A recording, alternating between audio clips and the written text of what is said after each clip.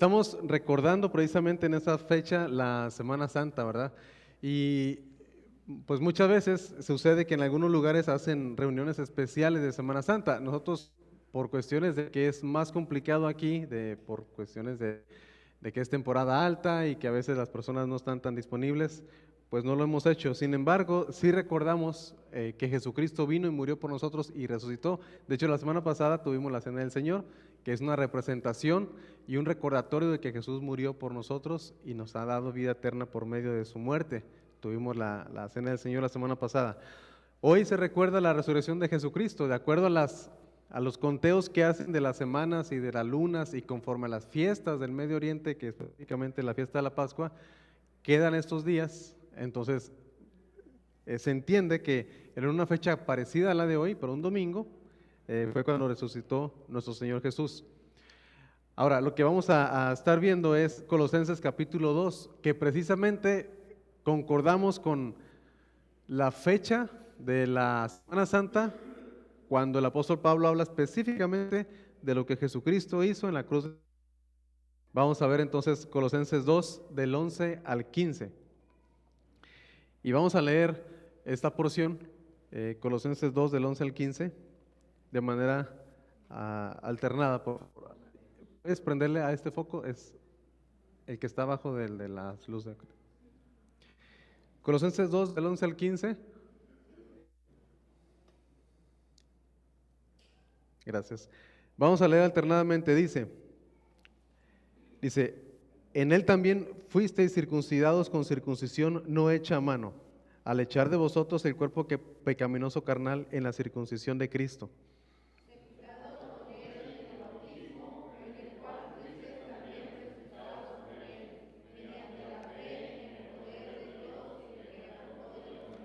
Y a vosotros, estando muertos en pecados y en la incircuncisión de vuestra carne, os dio vida juntamente con él, perdonándoos todos los pecados.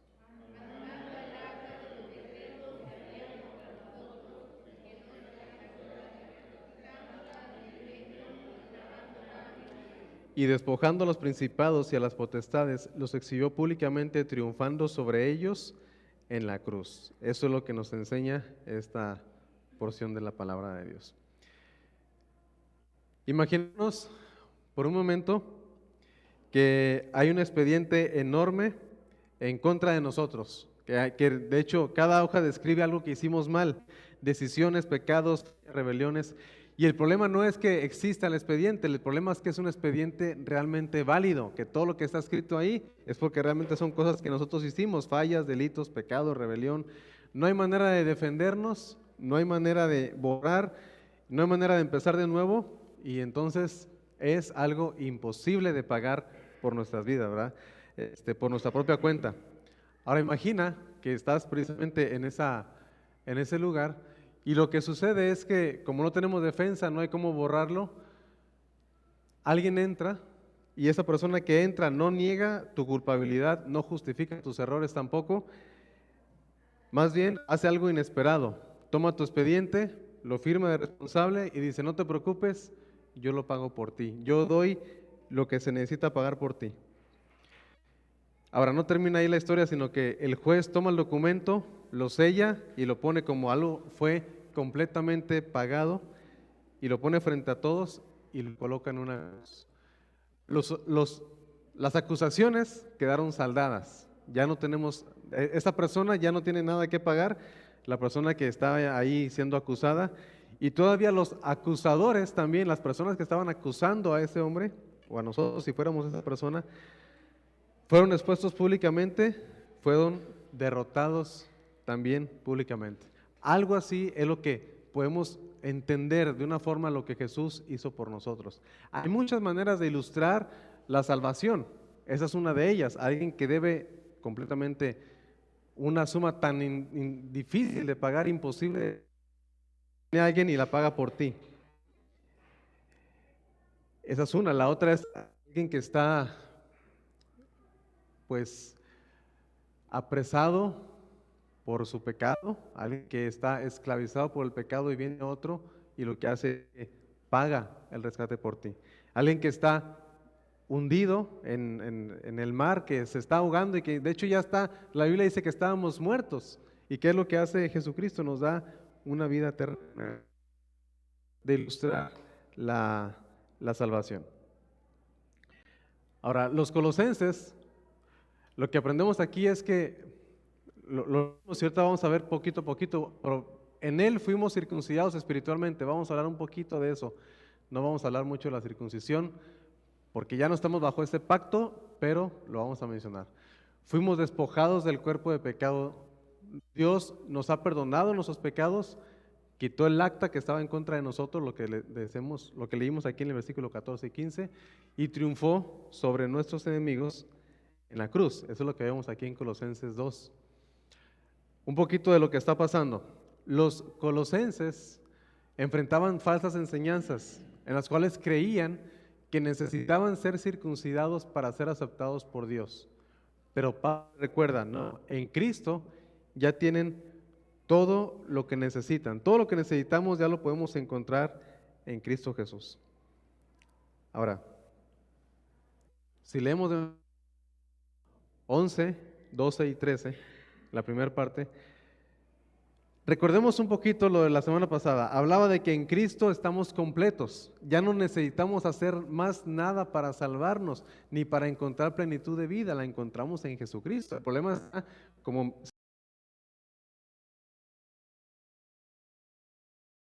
y de otras cosas que no nos van a saciar. ¿Verdad? Dice Jeremías 2, dos males ha hecho mi pueblo. El primero me dejaron a mí y el segundo hicieron para ustedes mismos cisternas rotas, pero esas cisternas no retienen agua. O sea, están tratando de llenar un vacío, pero con una gran grieta. Entonces es imposible encontrar nuestra plenitud en otras cosas que no sean Dios, porque fuimos hechos para Dios. Ahora, Dios puede usar otras cosas, puede usar la familia, puede usar el bienestar, puede usar el trabajo, puede usar muchas cosas para darnos esa plenitud. Sin embargo, tenemos que encontrarla en Dios principalmente. Y es lo que dice aquí, en el Colosenses capítulo 2, versículos 9 y 10, dice, porque en Él, hablando de Jesús, habita corporalmente toda la plenitud de la deidad, y vosotros, o ustedes, estáis completos en Él. Estamos completos en Cristo, que es la cabeza de todo principado y potestad.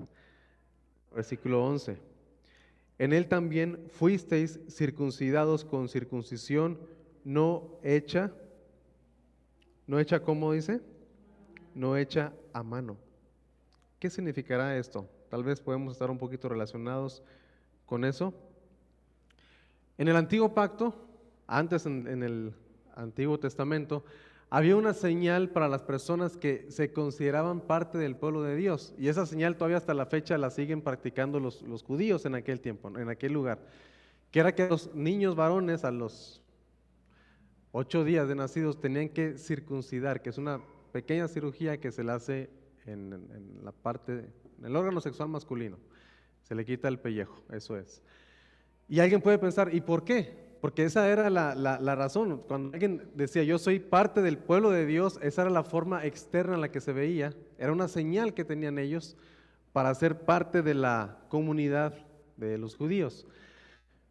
Y pudiéramos pensar, ¿por qué razón? Bueno, porque tal vez nos quiere dar Dios a entender que aún lo más íntimo que tenemos necesita que Dios limpie aún lo más íntimo de nuestra.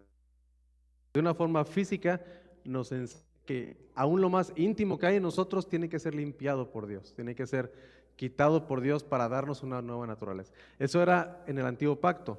En el Nuevo Pacto nosotros ya no tenemos que hacer nada de eso, ¿sí? Porque eso era para los judíos específicamente. Aquí nos dice, en el versículo 11, en Él también, hablando en Cristo, ustedes, le habla a los colosenses, que los colosenses eran gentiles, es decir, no eran judíos, ellos no estaban circuncidados, pues. En Él también fuisteis circuncidados con circuncisión no hecha a mano. Y lo que hace la circuncisión que hace Cristo en nosotros no es quitar un pedazo de nuestro cuerpo como en la circuncisión de los judíos, sino aquí dice, al echar de ustedes el cuerpo pecaminoso carnal en la circuncisión de Cristo. O sea, lo que Dios hace es algo completo, no es solamente una representación. La circuncisión era una representación. Dios realiza una circuncisión espiritual en nuestro corazón, quitando nuestro cuerpo de pecado, como dice aquí.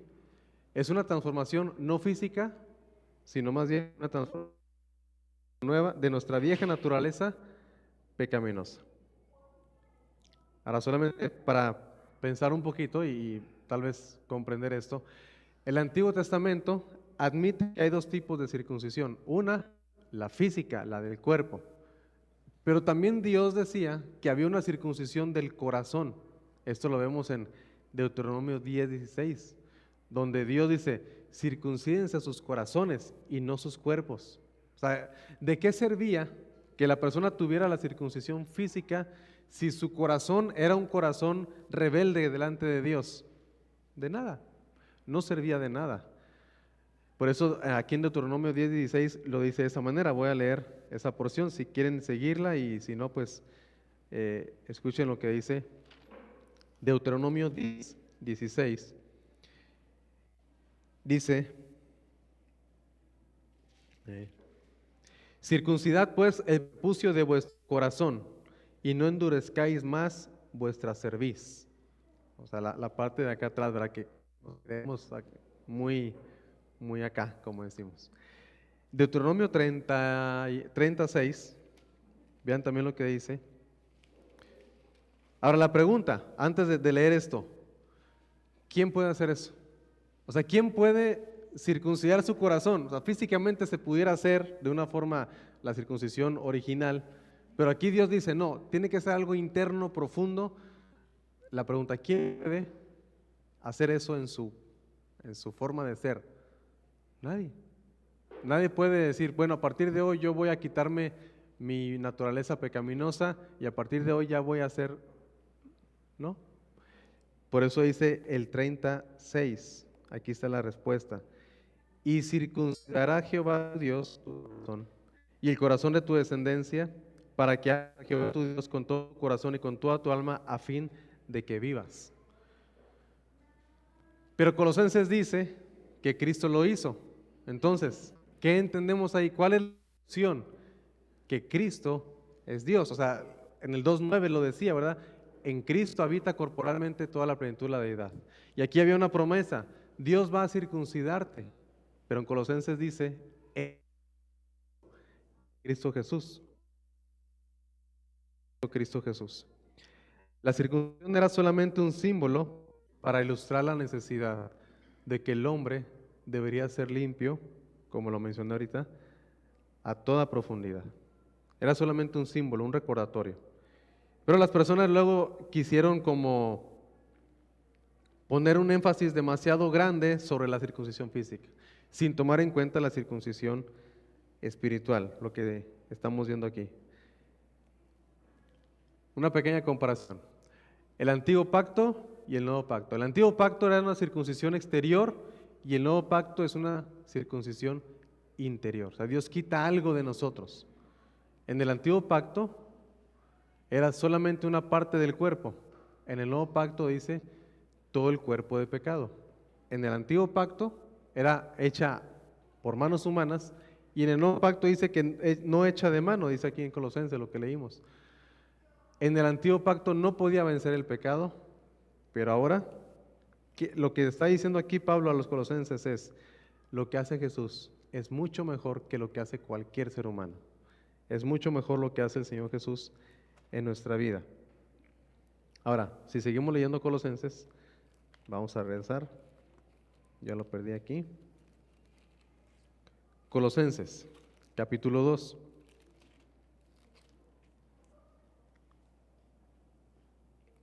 Aquí lo menciona, ¿verdad? En la circuncisión de Cristo, versículo 12. Sepultados con Él en el bautismo, en el cual fuisteis también resucitados con Él mediante la fe en el poder de Dios que le levantó de los muertos. Aquí entonces nos habla de un símbolo, el símbolo del bautismo. ¿Qué es lo que está haciendo aquí el apóstol Pablo? Está llevando el simbolismo del Antiguo Testamento y lo traslada al del Nuevo Testamento. Ahora entonces aquí nos habla de otro simbolismo, ¿cuál? El bautismo. El bautismo simboliza nuestra regeneración, o sea, somos sumergidos porque Cristo murió y fue sepultado, pero también somos levantados, o como aquí dice, emerge la persona, y eso representa nuestra resurrección a una nueva vida con Él.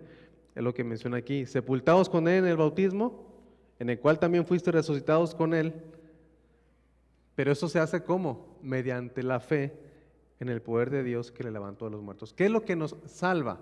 ¿El bautismo o la gracia por medio de la fe? Es la gracia por medio de la fe. Es lo que dice aquí, ¿verdad? Mediante el poder de Dios que le levantó de los muertos. Eso es lo que levanta a la persona, eso es lo que nos da una nueva vida, la fe en el poder de Dios.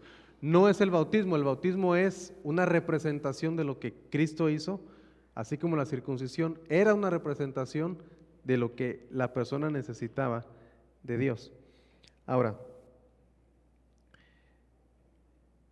dice aquí, un bautismo sincero muestra que una verdadera circuncisión del corazón ha tomado lugar. O sea, Pablo habla de la circuncisión en el 11 y en el 12 habla del bautismo, haciendo referencia a que eso es lo que deberíamos de estar apuntando. Me encontré con esta cita, espero que pueda, y ahí con una foto también, ahí si reconocen quién es.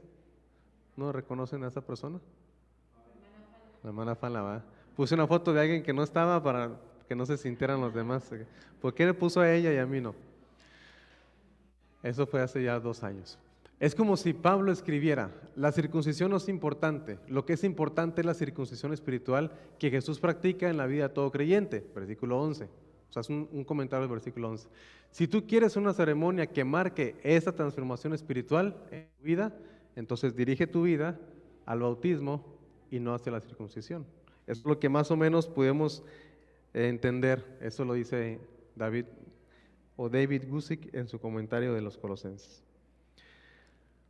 Entonces, no es el bautismo lo que nos salva, sino, como dice aquí al final del versículo 12, el poder de Dios, así lo dice aquí ahora, mediante la fe en el poder de Dios que le levantó de los muertos, hablando de la resurrección. Nosotros también estábamos muertos en nuestros delitos y pecados, pero Dios en su misericordia lo que hizo fue darnos vida juntamente con Cristo. Miren, vamos unas hojas para atrás en Efesios capítulo 2.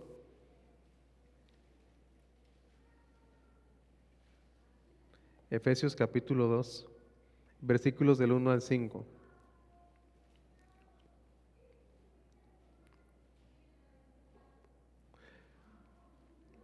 Vean lo que dice, y Él, hablando de Dios también, os dio vida a vosotros cuando estabais muertos en vuestros delitos y pecados, en los cuales anduvisteis en otro tiempo, siguiendo la corriente de este mundo conforme al príncipe de la potestad, el espíritu que ahora opera en los hijos de desobediencia, entre los cuales también todos nosotros vivimos en otro tiempo, en los deseos de nuestra carne, haciendo la voluntad de la carne y de los pensamientos.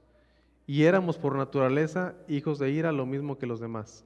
Pero Dios, que es rico en misericordia, por su gran amor con que nos amó, aun estando nosotros muertos en pecados, nos dio vida juntamente con Cristo.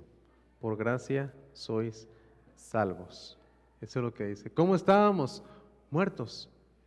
Pero Dios, que es rico en misericordia, solamente por su amor, nos ha dado vida juntamente con Cristo. Y eso es lo que representa el bautismo. Yo estaba muerto también, y ahora resucito para Cristo Jesús. Ahora tenemos una vida nueva. Eso es lo que aprendemos aquí. Nos dio vida juntamente con Cristo. Entonces el bautismo simboliza la unión del creyente con Cristo al ser sepultado con Él. En el bautismo, la comunión del creyente con Cristo se lleva a cabo mediante la salvación. El bautismo de realidad simboliza la identificación del creyente con la muerte, sepultura y resurrección de Cristo. Ahora, podemos hacer una pregunta para nosotros. ¿Estamos realmente unidos a Jesús o no estamos unidos a Jesús? No es una pregunta de si hiciste una oración en el año de 2000 tanto, o 1900, ¿verdad? 90 y tantos, 80 y tantos, o 70 y tantos, los que sean.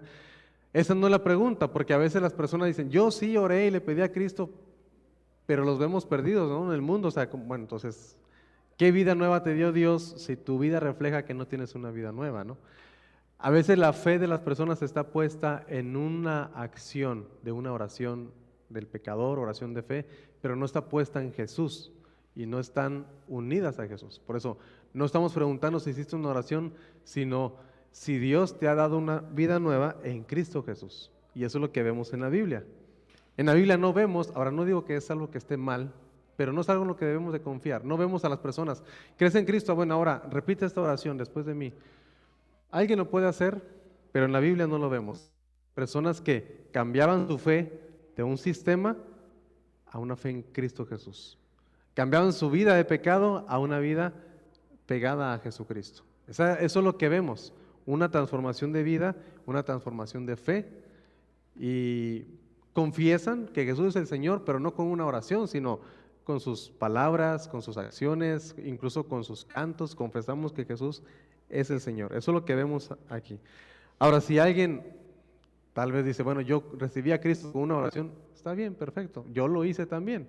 Sin embargo, después entendí que no es algo que esté en la Biblia, no es algo antibíblico, pero no está en la Biblia. Son dos cosas diferentes. No estoy peleado pues con la idea, pero no es la idea. Ya fue muy, ya lo revolví mucho. Número 2, 13, 2:13. Dice, la segunda parte, bueno, todo el versículo 13 dice, y a vosotros también, estando muertos en pecados y en la incircuncisión de vuestra carne, o sea, los colosenses ni siquiera tenían la circuncisión en su cuerpo, dice, os dio vida juntamente con él. Y aquí nos dice cómo o qué sucedió. Y esto es algo maravilloso, que si nos dejamos de maravillar de estas palabras, nos vamos a perder en nuestra vida espiritual, nos vamos a perder de muchas bendiciones. Aquí solamente está escrita con 4 palabritas, pero perdonándoos todos los pecados. ¿Cuántos pecados nos ha perdonado Dios por medio de Jesús? De acuerdo a este versículo, ¿cuántos? Todos. Ahora, si no lo creen, pues arrepiéntanse porque sí son todos. Son todos los pecados los que Jesucristo nos ha perdonado, todos los pecados. A veces decimos, bueno, ya los que hice por los que voy a hacer no. Ah, y la pregunta es, cuando Cristo murió, ¿ya habías hecho pecados o todavía no? No, pero ya los había perdonado o no. Pues aquí dice que cuando Cristo murió, y de una forma real se aplican cuando tenemos la fe salvadora, ahí se aplica eso, pero Cristo cuando murió en la cruz del Calvario, ha pagado nuestros pecados. Dice aquí, perdonándoos todos los pecados. Es un perdón que no merecemos, es un perdón lleno de amor, un perdón completamente perfecto y completo, cubriendo todas nuestras faltas, tanto las pasadas, las presentes y las futuras. Ahora, vean la línea de pensamiento. Primero Pablo dice, Cristo te ha dado una circuncisión no física, sino quita de ti ese deseo de pecar y te da una nueva vida que representas en el bautismo, porque te ha perdonado tus pecados, todos. Va en ese orden. ¿Por qué repito el orden? Porque alguien puede decir, y constantemente digo esto cuando comparto esta idea, Cristo ya me perdonó todo, entonces me voy a ir a pecar todo lo que, como quiera, darle vuelo a la hacha, como quiera, Cristo ya me perdonó. Entonces, si tú quieres hacer eso, es porque no se ha circuncidado tu corazón, es porque no tienes una vida nueva realmente en Cristo. Es porque tú quieres seguir viviendo, pero ya con un pretexto de decir, que como quiera Cristo me ha perdonado mis pecados. Más bien es, Cristo cambia mi corazón, me da una nueva vida, entiendo que me ha perdonado, y entonces como ya sé que me ha perdonado todo, mi deseo ya no es vivir en el pecado. Mi deseo ahora es vivir agradecido con Dios. ¿Por qué? Porque ha cambiado, ha hecho una circuncisión interna completa, no física, me ha dado una nueva vida que represento en el bautismo, y mi viejo hombre murió teniendo una nueva vida, y ahora entiendo que Cristo me ha perdonado todos los pecados. Es un perdón completo en Cristo Jesús. Hay algunas promesas de perdón que están aquí escritas, algunas de ellas. Hay muchas otras en la Biblia, pero, por ejemplo, el Salmo 32 dice, bienaventurado aquel cuya transgresión ha sido y cubierto su pecado. Salmo 130, vean lo que dice, Señor, si tú mirares a los pecados, ¿quién podría mantenerse? Nadie.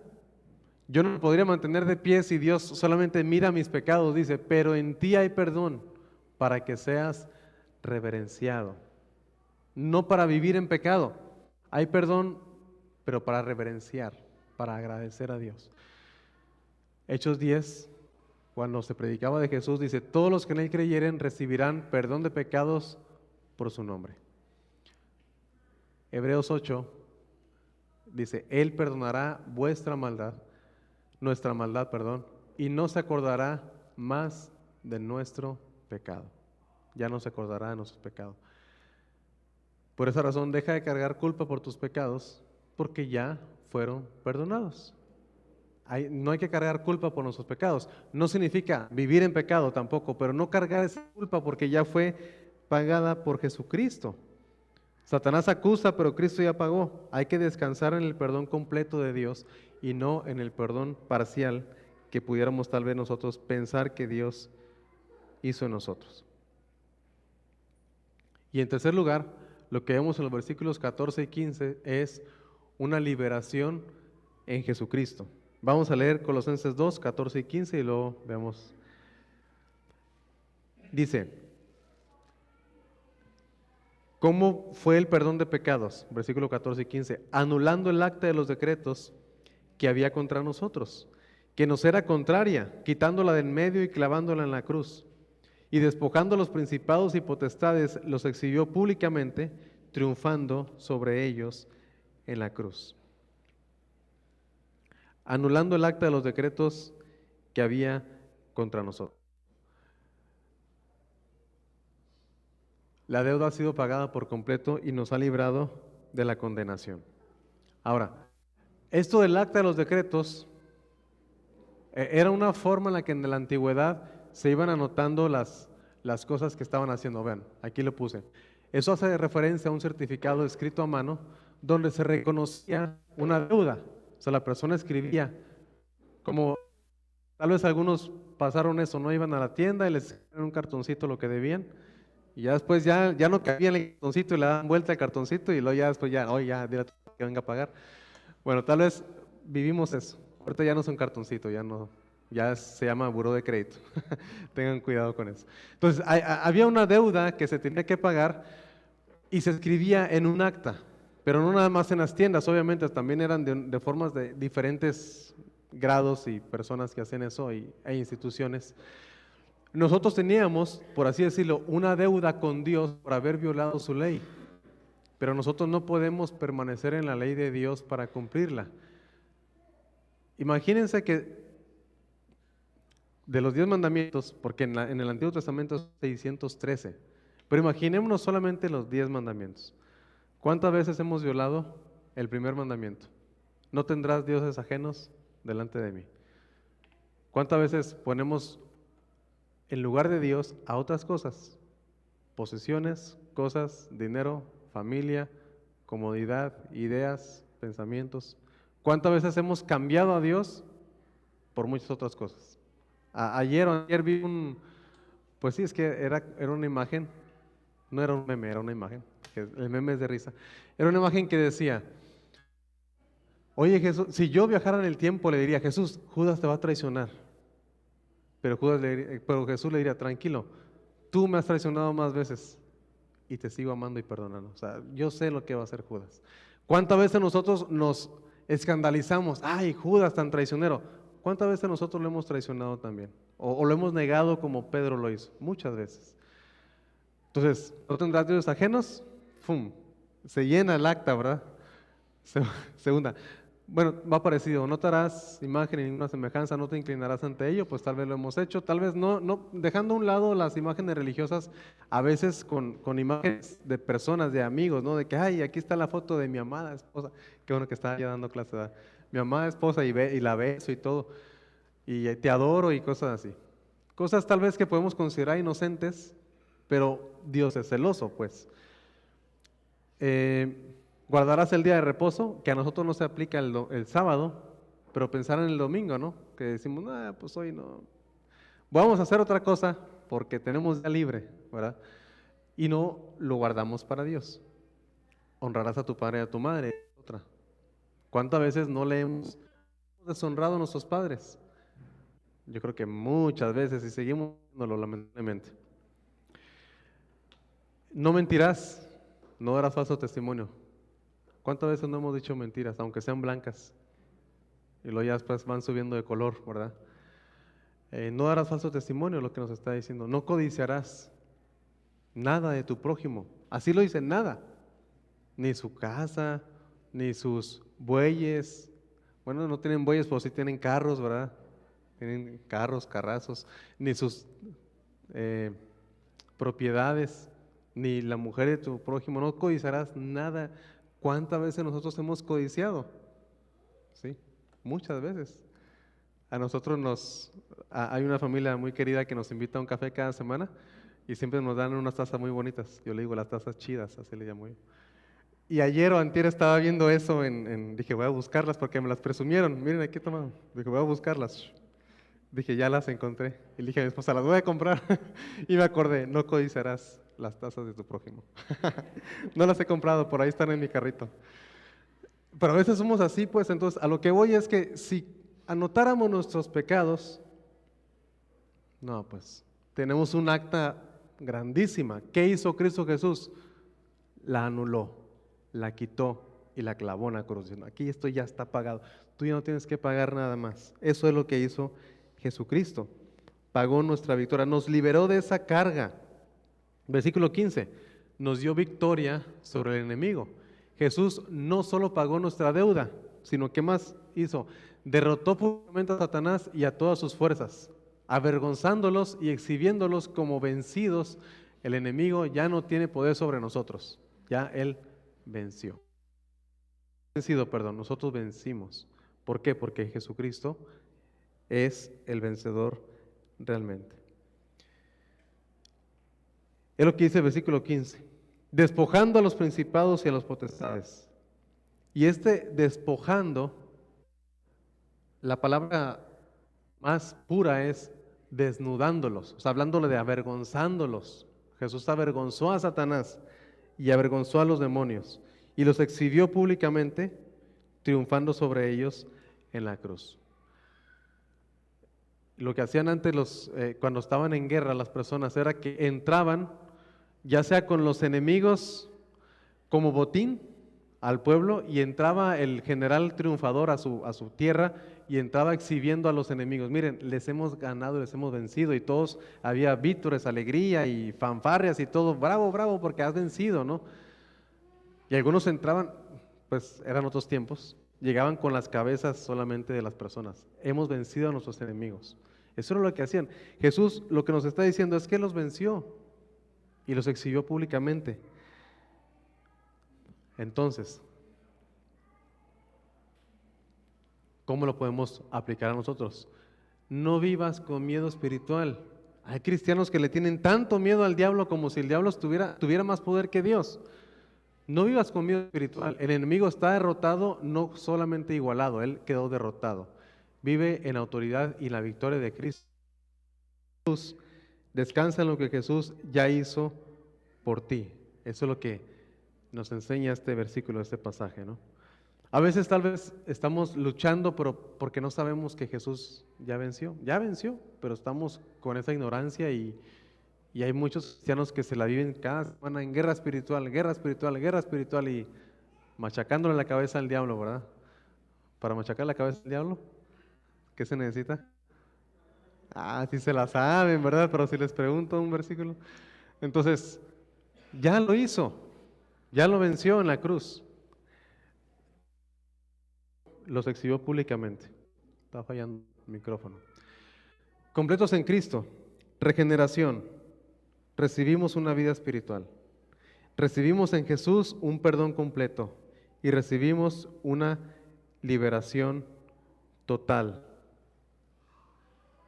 y la invitación para todos, pero sobre todo si no tenemos esa certeza de que Jesús también ha pagado por nuestros pecados, es esto. Si tú quieres esta regeneración, este perdón y esta liberación, ¿cuánto crees que te va a costar monetariamente hablando? Nada. No nos cuesta nada eso. ¿Cuánto esfuerzo te va a costar tener ese perdón y esa liberación? ¿Cuántas más, cuántos ayunos, cuántas oraciones, cuántas flagelaciones? No nos cuesta nada, porque el que ya pagó fue Jesucristo. Solamente tenemos que ir a Jesús, Él ya lo pagó todo, Él venció por ti, recíbelo por fe y vive en su victoria. Eso es lo que nos enseña esa porción. Nos da una nueva vida mediante la fe en el poder de Dios, que creamos también en Cristo Jesús para salvación. Esa es la invitación, que creamos en Jesús. Vamos a ponernos en pie para orar y darle gracias a Dios por esto.